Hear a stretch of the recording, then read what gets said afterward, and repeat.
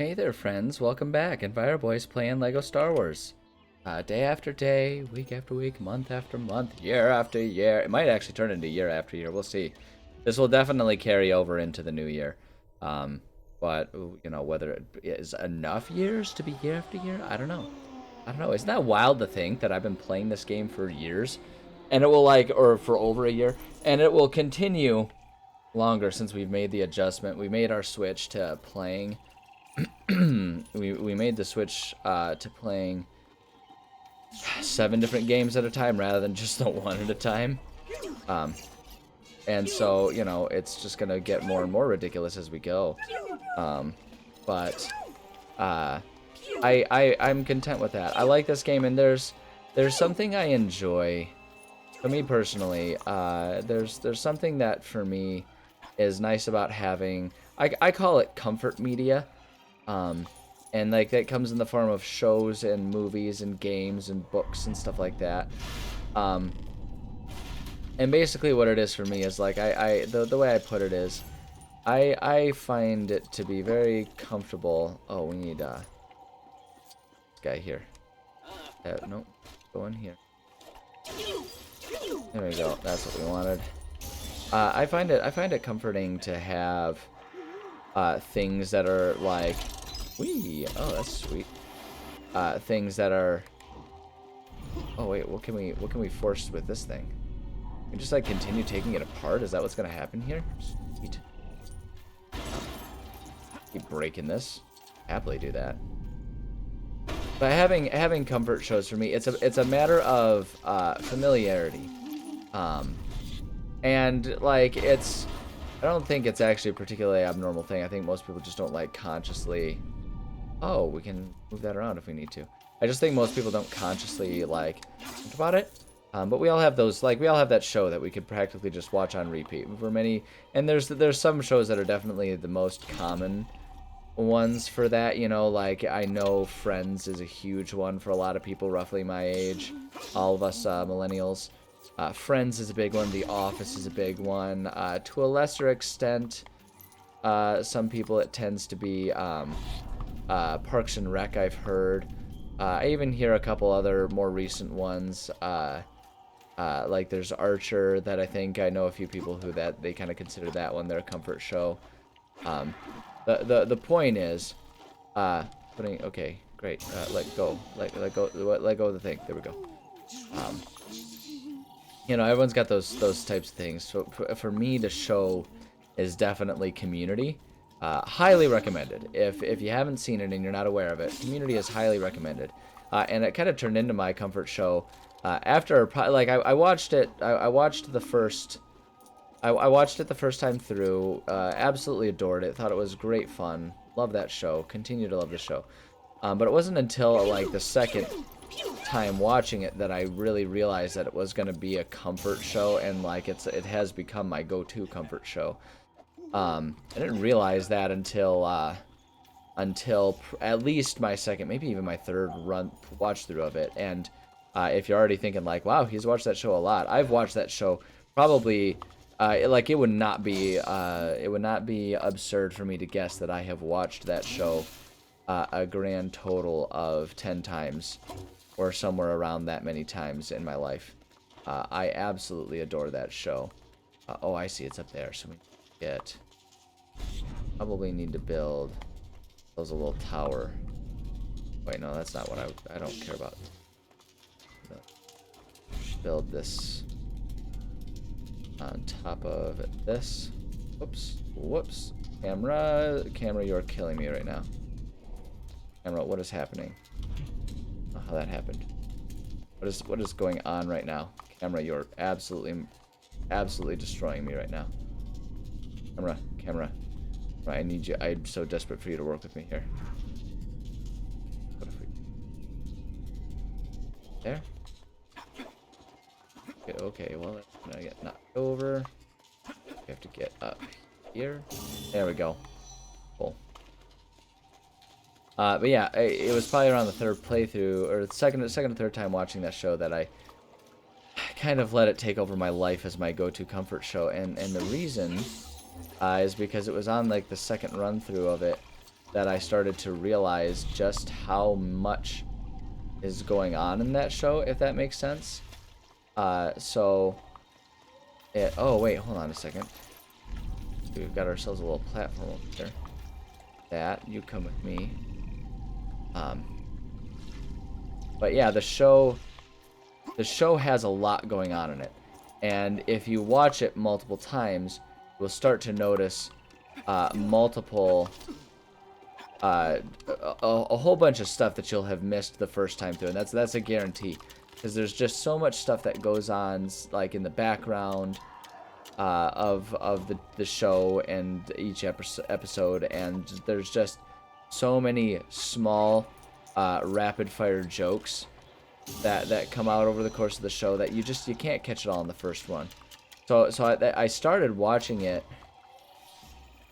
really just because I enjoyed it, but it has over time turned into a comfort show for me, to the point that it's actually become almost a tradition for me. Not, and I say almost a tradition because it's hard to really say this is a tradition, because it's not like it happens, you know, every year or whatever. But it has become a bit of a tradition for me that, like, whenever I, you know, a good example, when I moved to the new apartment not too long ago, with my partner, she, you know, we did that, and I started watching, and we've kind of been continuing to watch Community through, because she's a wonderful partner and recognizes that it makes me feel good, and so she is totally on board with rewatching shows that I love, just like I'm on board with watching her shows. I have watched many an absurd thing for her sake, including all of the Tinkerbell movies, which were evidently a very fond part of her childhood. I don't get it, but we watch it together because that's what you do, partner. She's my comfort human, okay? And you do things for your comfort human. Sorry, I'm not meaning to give too much relationship advice. How do I get... Okay, I see I have to go over here and do obstacle course test. But, sorry, what was I... Yeah, I was just talking about Community. So, like, we're watching it now. And it's because the show has sort of, like, transformed into being a sort of, you know, a go-to of, like, hey, life is kind of difficult and stressful right now. So let's watch, you know, this show that is familiar and brings us comfort, exactly for that reason. And it actually has become a tradition for me to do that. I've actually done that in, like, 2 or 3 different apartments that I moved to, because the show is shockingly like 15 to 20 years old, depending on the, like, season we're talking about. It's shocking to me that it's already that far, you know, along in its lifespan, and that I have been watching that show for like 15 years. But I'm gonna not obsess over that part and the inevitable passage of time and the horrible finite finality of life as time creeps ever forward, inching us towards our inevitable death. Yeah, it's been around enough that I've watched it a few times, and it becomes my comfort show consistently. I'm totally, like, hot wiring this. Like, this is not at all how they intended for us to do this, I think. But I'm doing it this way, and you can't stop me. But, like, the effect that it ends up having is it because I watch it, and because it's my favorite show, and it gives me so much comfort to watch it, it actually has kind of become almost a tool, or like a resource, for me to like grow accustomed to a new scenario, to the new home, right? Because it gives me so much comfort. It makes me feel so good to watch that show, that as I'm watching it in the new place, I start to lose track of the unfamiliarity, and it starts making me feel good and comfortable and happy in the new home. So it's almost a tool or a resource for me at this point in time, to start feeling good about my new home and everything. So yeah, it's been quite lovely watching that show. Yeah, we all have our... Okay, hold on. There's gotta be some sort of something about this.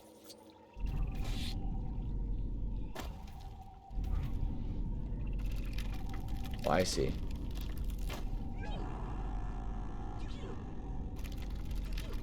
That... Okay, I don't know if that sound was related. I don't know how to tell.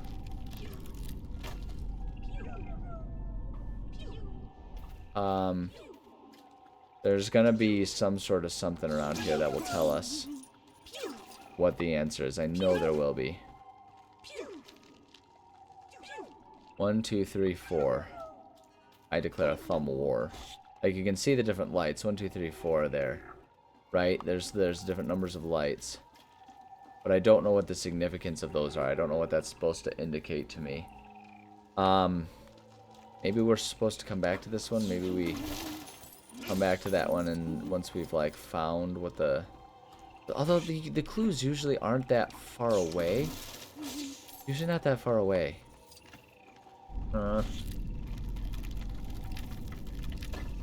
Wonder if there's, like, a clue.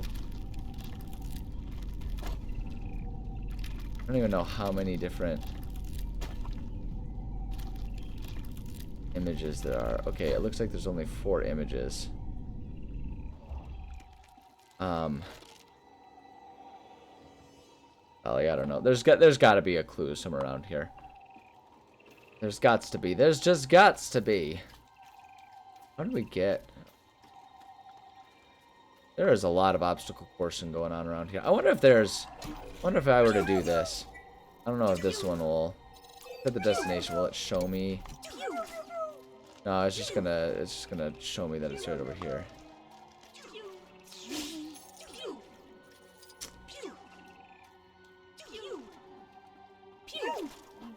I don't know, we'll come back to that. Yeah, so anyway, the reason that I was bringing up the whole concept of, like, comfort shows and everything is I am totally okay with this game being one that continues to be played. Because the other one that's kind of fitting that bill right now is Hogwarts Legacy. We've been playing that one for ages. And I'm actually okay with that. Exactly for that same reason. Because it's like there's a certain comfort. Did we... The one that we did, right? Yeah, we did that one. So... The Goba. Down to Dragon Snake Bog. No, I don't want to travel. Gosh, conflabbing. Alright, there we go. Yeah, it's because there's a sense of comfort that can come from playing these games again. And so there's still that sort of sense of comfort. It's nice to know that, like, on days, like, if I have days when it's been it's been a really long day and I just need something simple, it's like there's something comforting about, like, oh yeah, we can just go and just kind of do the usual system and play, play this game. We can play this game. It's all part of the usual system. We know the drill here. Oh wow, we gotta be fast here. Okay, get to it. There we go. Great. But it's easy to settle into it, right? We can settle into it. It'll feel good. I know I'll have fun. I enjoy doing it. It's the right level of tedious where it's like, yes, it is tedious getting the work done, but also, like, it is rewarding. Like, if you make it through that tedium, you will get your reward. You will get the results you're looking for, and that's great. Climbing up because that's what. Oof, that was close. So yeah, like I'm content to have this game be there forever, because I don't know, and maybe I don't know, maybe it's just my, like, part of, maybe I'm unique. Maybe other people don't care as much about having their sort of comfort, familiarity things. Maybe there's a sign that I should be more medicated than I am, which is not at all at the moment. I've been medicated for, like, anxiety and stuff in the past, and I'm full or wrong about that, but I'm not presently.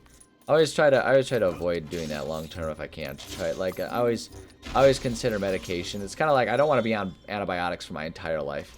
I'd rather use them as a tool to get myself to a point that I can be better at handling things without it.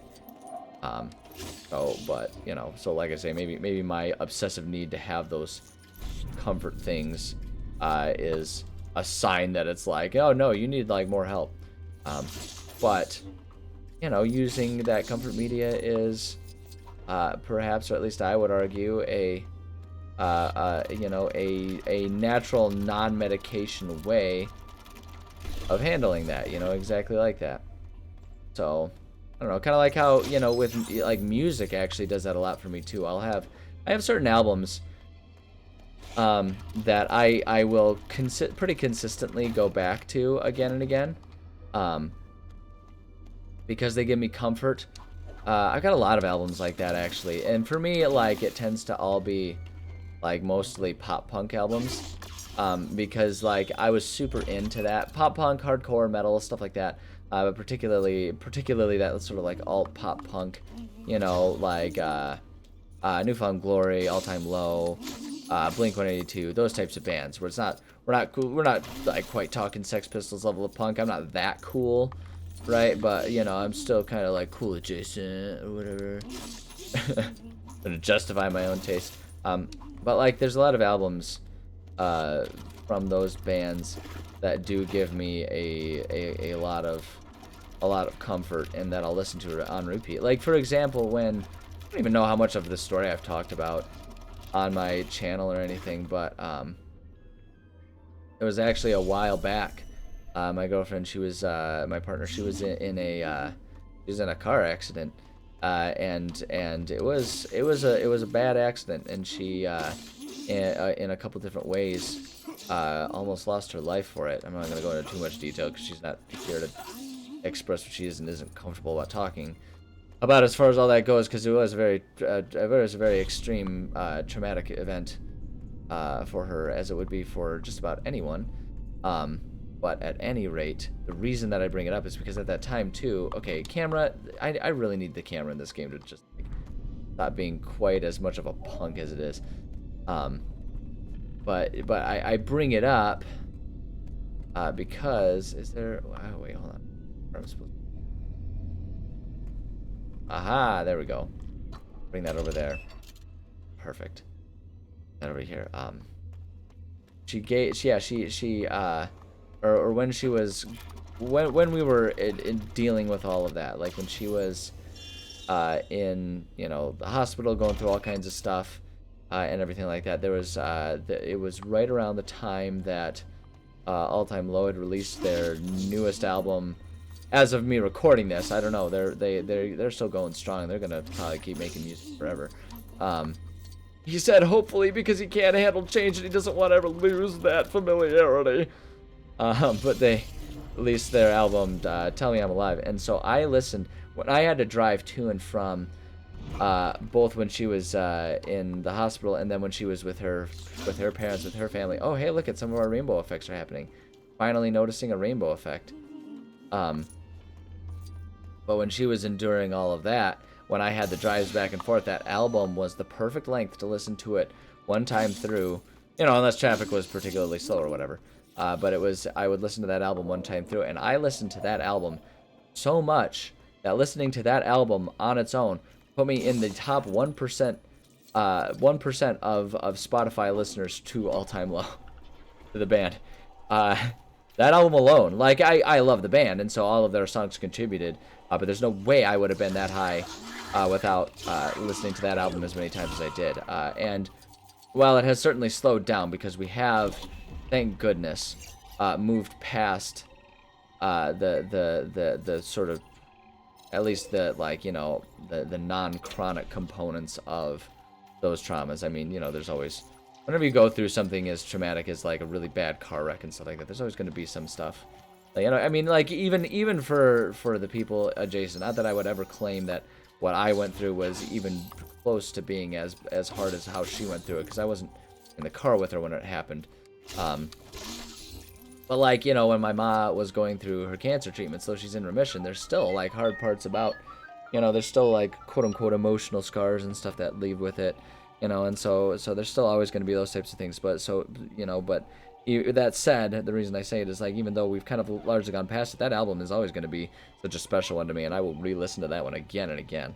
I love that album so much, and it's exactly for that reason. It's that sort of comfort album type of concept, where it's like, oh, it's weird to call that one a comfort album, considering the sort of like negative connotations you would think I would have, but Like, that album, I was listening to it while she was recovering, and so it's like that album was the soundtrack to me watching her get better. So there's a sort of sense of comfort, a sort of sense of like things are okay, things are gonna be okay that comes with me. It's a weird, complicated feeling, and it's actually like remarkably personal that I'm sharing it right now. But hey, you know what? That's part of the fun of these things, right? We can share personal details, and sometimes I think the world would be better if we were all more willing to share personal details and communicate with each other more. Most issues in this world are a communication issue. Sorry, I'm ignoring the game. R5D4. Still kicking around Spooktopia, I see. That's the name I've dubbed this planet. Since apparently no one else lives here, I figured naming it was my right as a duty. Anyway, now that I have found this sweet new living spot, I could do with some help finding stuff to make a house with. And who better to ask than my Crashland buddy, right? Alright, yeah, we'll accept it. I knew I could count on my CLB, my crash landing buddy, I could think of many other inappropriate names for a CLB, but I will leave it to your imagination. My cool love buddy. That one's a cleaner, dirty one. I noticed a whole bunch of solid wood, that's what she said. Vines, that's what she said. And other junk, that's what she said. While we were looking around before, we could definitely build me a house with enough of that stuff. Happy hunting. Cool. Oh boy. See, now I'm thinking about all kinds of, like, what other albums I would consider comfort albums. I can think of a lot of albums that over the years, have at one point or another served as a comfort album for me. I remember for a long time I had on repeat. I'm gonna give so much away about my taste in music, and I just know so many people are gonna have so many comments about what that says about me as a person. Like, I'm inviting so much sarcasm. But you know what? you know what? But here's the thing. Like I say, I'm going to elect to not let myself be embarrassed about the music I like, because you know what, you vibe with what you vibe with, like that's just the nature of it, and you can't really control what your tastes are. You can, to a certain extent, control how much you indulge in those tastes, but the fact is, you like what you like, and there's just no reason to be worried about it or self-conscious about it, or however you want to say it. There's no function to it. There's no benefit to letting your enjoyment of things be dictated by whether other people, are gonna appreciate and make fun of it or not. So that said, some of the other albums that I feel like can serve or can constitute, albums that I've enjoyed in the past. When I think about it, I feel like one of my first ones, actually, one of my first comfort albums, one might call it.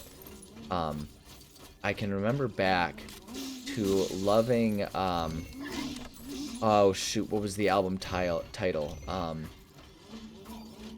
Oh yeah. Okay, so Reliant K, Two Lefts Don't Make a Right, but Three Do.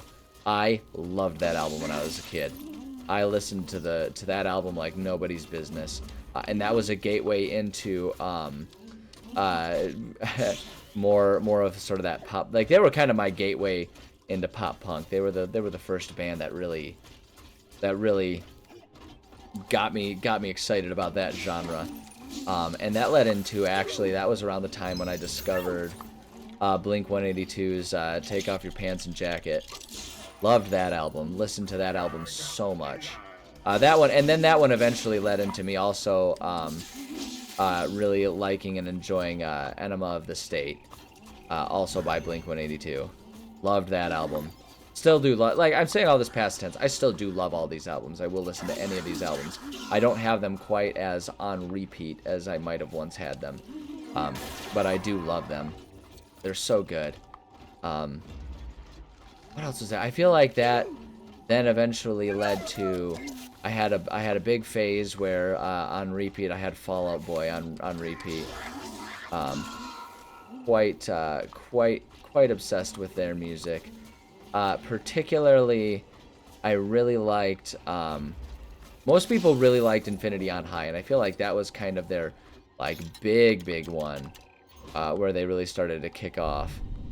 I mean, they were already getting pretty big prior to that, but that was the one that I feel like most people, because I had Thanks for the Memories and all that.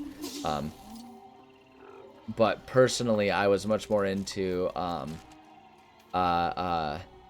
shoot, what was the one, whatever the name of the one prior to it. I just keep thinking of all the song title names, which that was like in the peak of their like super long song titles. Like it opens up with our lawyer made us change the name of the song so we wouldn't get sued. Which is an excellent title for a song.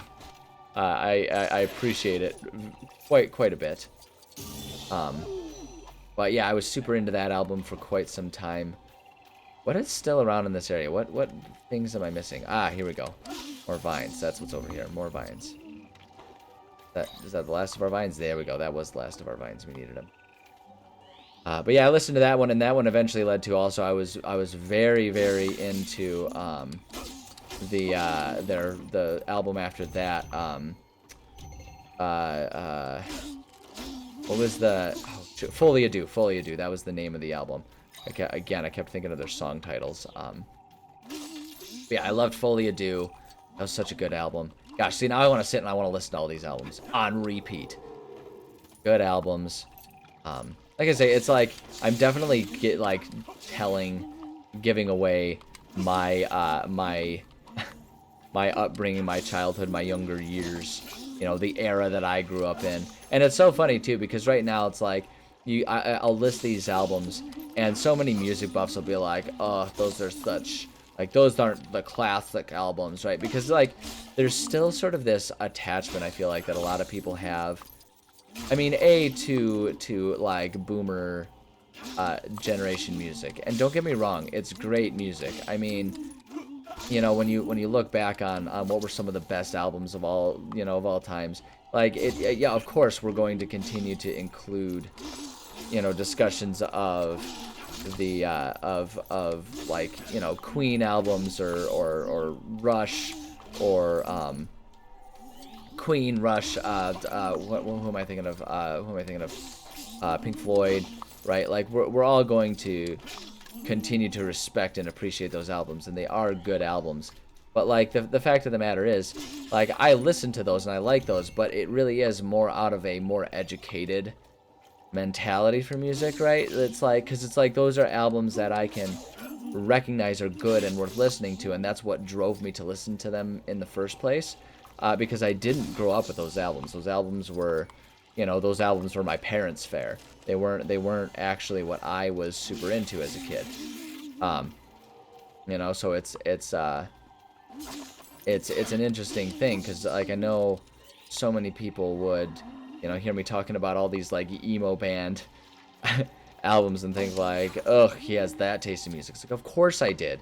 Like, those were the albums that were huge during my developmental years. Like, that's what everyone was listening to at those times, or at least in my school and my environment growing up. That's what everyone was listening to.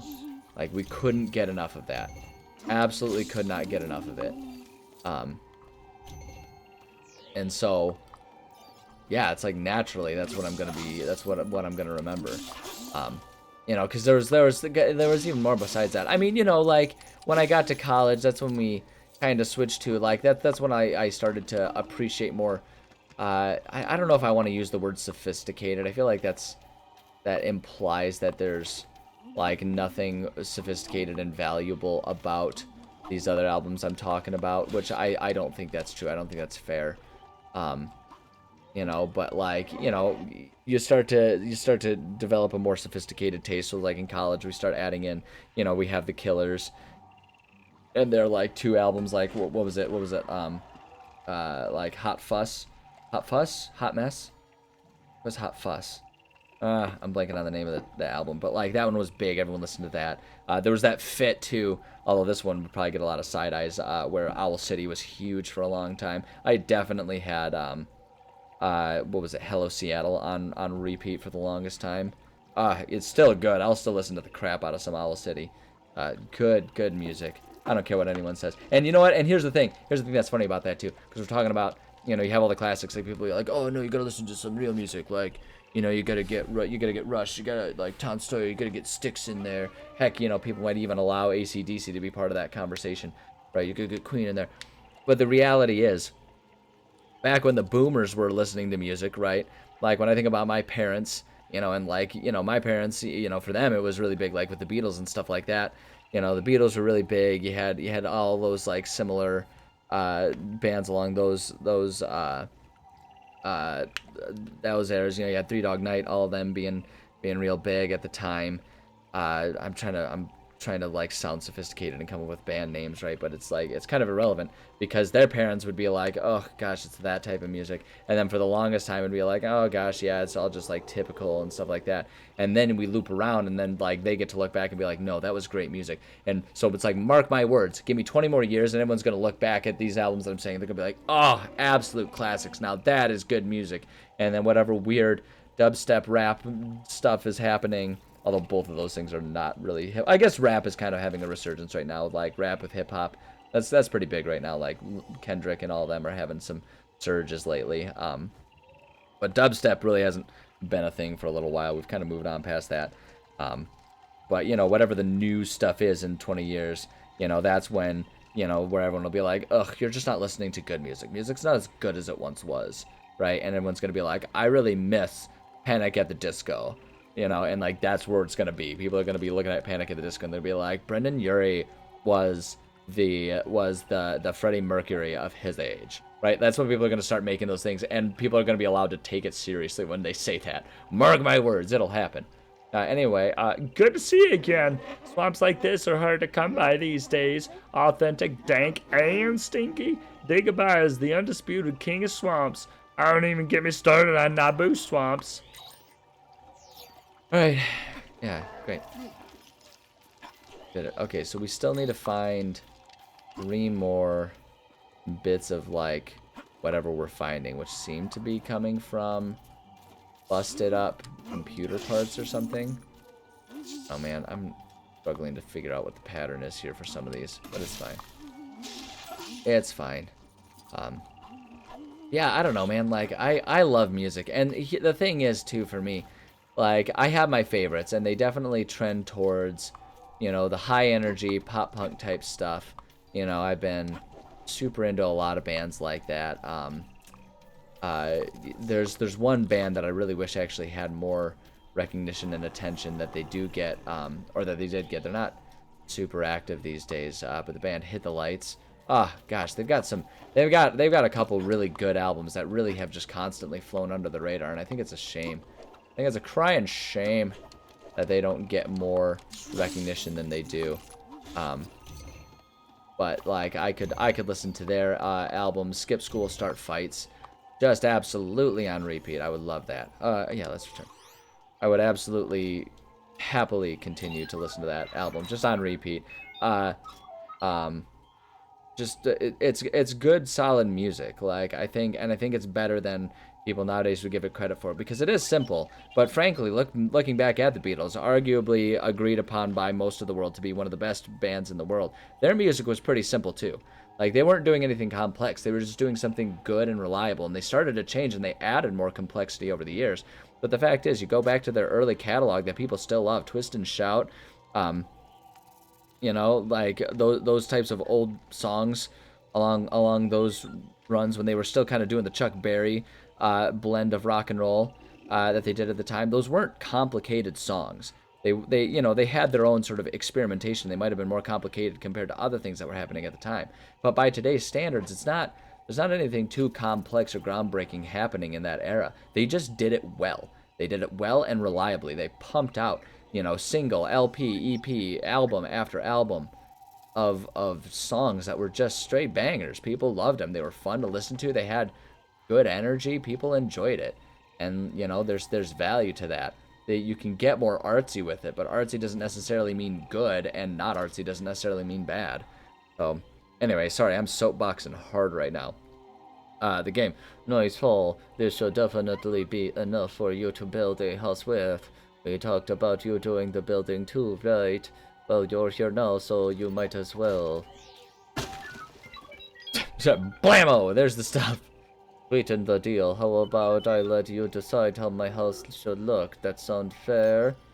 Yeah, I'm gonna build the ugliest house. What are the options? Cottage, tent, tower. You get a tent. Boom, there you go. There's your house, you goober. Okay, I think I'm feeling it. Is this the design you want to go with? Yep. I love it. A castle fit for a king, which I suppose I kind of am since I discovered and named this planet King R5D4 of Spooktopia. Oh, just got goosebumps. I just got goose-droid bumps.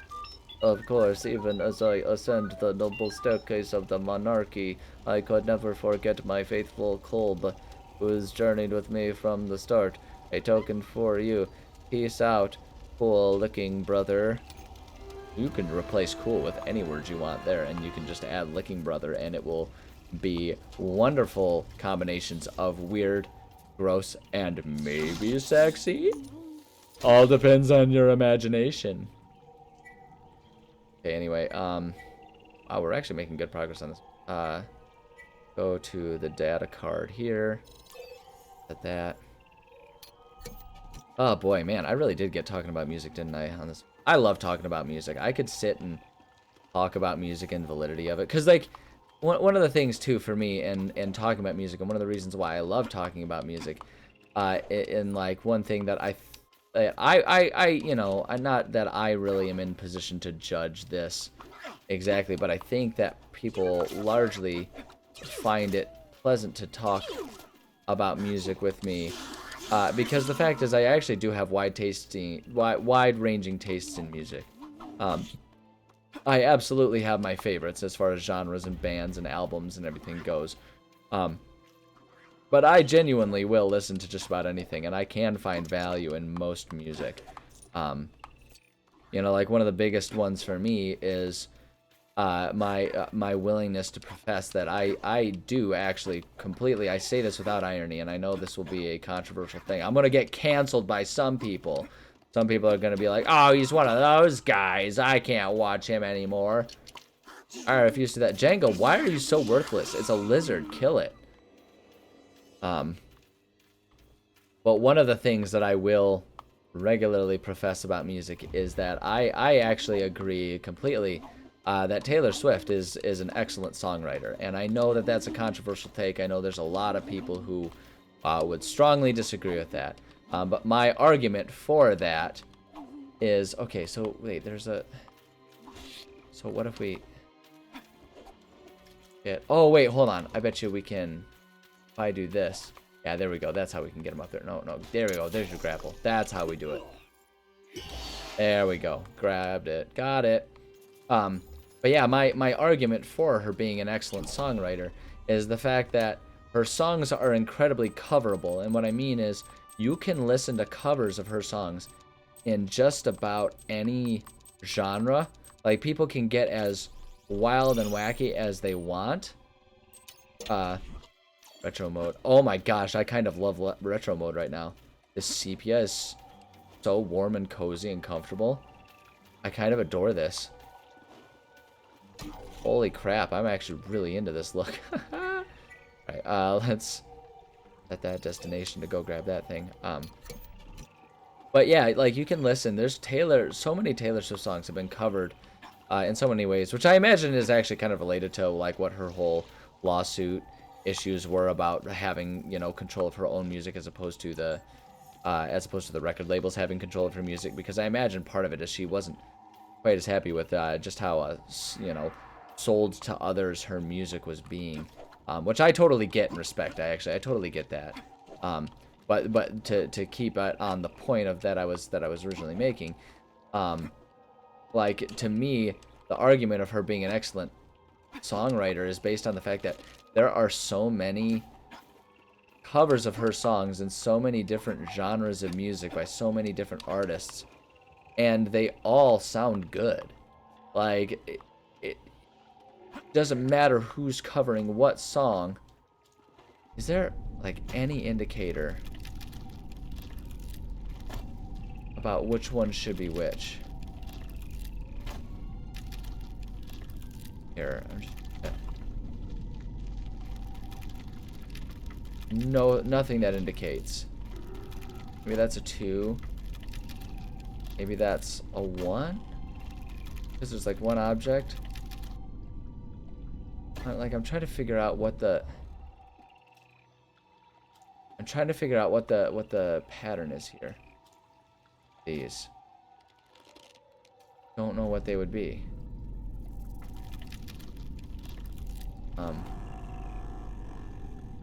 Okay, that one. So that seemed to be an indicator that no, that's not right.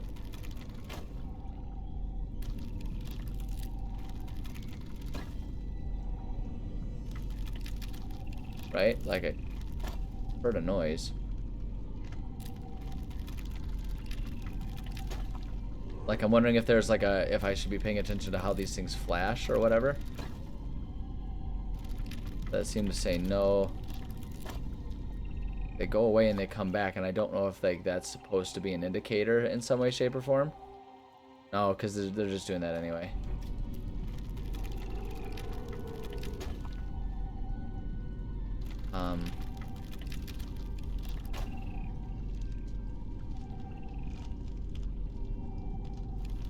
Huh. Yeah, see, that one strikes me as maybe being 4. Right, so maybe if we move this one like that, because there's like 4 corners or something like that. Maybe that one's like 3 because there's 3 lines. And then maybe this one is 2. Because there's like 2 lines or 2 shapes going on there. Well, that's not what I wanted. Break that up, but and then that leaves us with this one being 1 right there. Oh, that doesn't seem to do it. Oh wait, hold on. I wonder if... Oh. Okay, hold on. Let me try then just swapping. Let's do that one right there. And then let's do... That one is 3 maybe? Or no, not that one. Sorry, I wanted this one. Nope. Absolutely no idea what I'm supposed to... How is there... I wonder if, like, if I were to follow the obstacle courses or something, I wonder if, like, around down here there's a hint or a clue about it. Like, that's the only other thing I can imagine. Like, maybe somewhere in one of these there's a hint that I'm missing.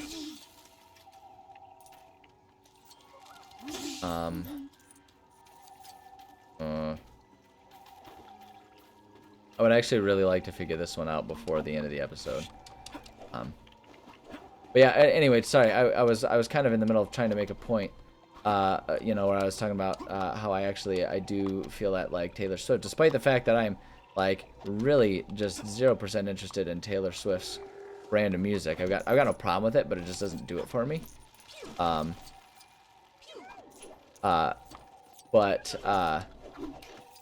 She does, like, she seems to be able to make really, it's like she writes good music that seems to, and like the evidence for me is that no matter who's playing her songs and what genre they're doing, they sound good. And so that's what leads me to sort of the conclusion that, like, the fact is she's a great... Okay, oh wait, so we have one here. Okay, so that's 3. So that little pokey one is 3, so we know we can do that one. Alright. So if that one's 3... wait, hold on, where is the thing? I wonder if I can find other ones. So the pokey prongs is 3. Any other of those little indicators around here? Oh my gosh, Django, you're gonna die because you're just the most incompetent. Oh boy, yeah, I keep getting distracted from my point, but it just I think it's evidence of a song being just a good song if the fact is, like, no matter who's playing it, no matter what the genre is, it sounds good. I think that's evidence that that something is a really good song, a quality piece of music. And that's just my interpretation. Like, you know, people are welcome to agree or disagree at any level, or any capacity, with that. I'm not particularly. Oh wait, here we go. Got another one over here. Indicator up here. I think if we can just find like actually 2 of these indicators, it's right there. Okay. Oh wait, that one's the 3. That one's got the 4. So that's got 3 things around the. Oh, okay. So the Pokemon was 4. Got it. Got it. That's okay though. We're still getting there. So these 2 need to be swapped, and then we can probably just like trial and error the other ones. Okay, so wait, if we just do this one, and then if we do, wait, no, we want to go this way for this. There we go. So now we need, so probably swap these 2 then, right? Seems to stand to reason. Boy, I went the wrong way. Could have gone the other way, but that's okay. We can leave that one. And then let's try this one as that one. Is seriously not? What? Like only 2 possibilities, unless like there are some repeats around here. Okay, all right, hold on. This episode's already getting long, so I'm gonna finish this up. I'm gonna pause, and then I'll bring it back once we've actually got the completion, the complete thing here. So 1 second, I'll be right back. You won't notice a thing. All right, we got there. We figured it out. I had one of the other ones wrong. Because apparently I can't count floating purple or floating blue wisps. But we got it. That's the important part. We got it, and the important part also is that we got it while still talking about Taylor Swift. And that's, well, kind of talking about Taylor Swift. And isn't that just the most important thing as she continues to troll political candidates and make them have absolute tantrums? This is a current event right now. Whether you like it or not, whether you like him or not, agree with his policies or not, the fact is Trump is having an absolute tantrum meltdown over Taylor Swift endorsing Kamala Harris right now. And whether you like Trump or not, the fact is, it is, to me, hilarious that he's having a meltdown over Taylor Swift. I think that's hilarious. I think that's one of the most important morals of any story. So with that, I'm going to go ahead and say thank you so much for joining me. I love and appreciate all of you. If you want my advice this time, my parting words of wisdom this time are going to be, don't let yourself throw a hissy fit over whether or not Taylor Swift likes you or just doesn't like you. Because no one should throw a hissy fit over whether anyone likes you or dislikes you. And it's because no one should throw hissy fits in general if you're a functioning adult. We can do better. We can do better than that. So, like, you know, be the better that you want to be in this life, or however the saying might go, or whatever. So, there you go. Those are your parting words. I love you. Taylor Swift loves you. Bye.